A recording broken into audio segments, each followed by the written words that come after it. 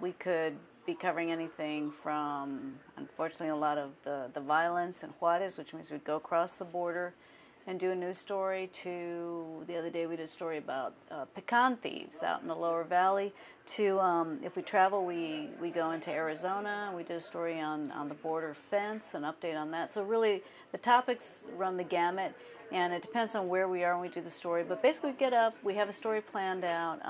We usually try and set them up ahead of time, unless there's some sort of breaking story, then we'll regroup and go tackle that. Like we're doing a story right now about these teenagers who are part of a tiny evangelical church who dress up in angel costumes, and they paint their faces silver and glittery, and they go out into the community and they stand at busy intersections with this message of peace and hope.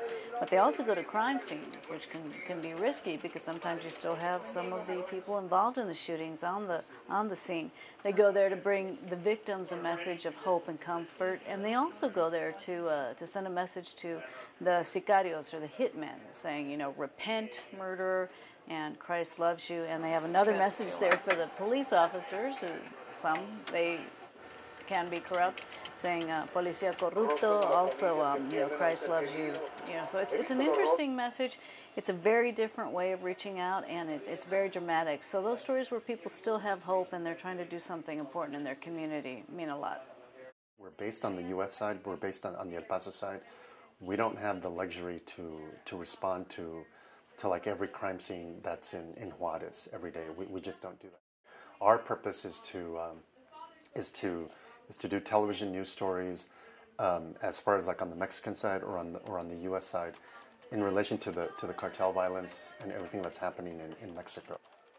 We have roughly about 4 or 5 tapes that we shot from our story from about four days ago, from this past weekend in Juarez. And I'm digitizing all the video. The video is going into the hard drive, and this is an Avid editing software.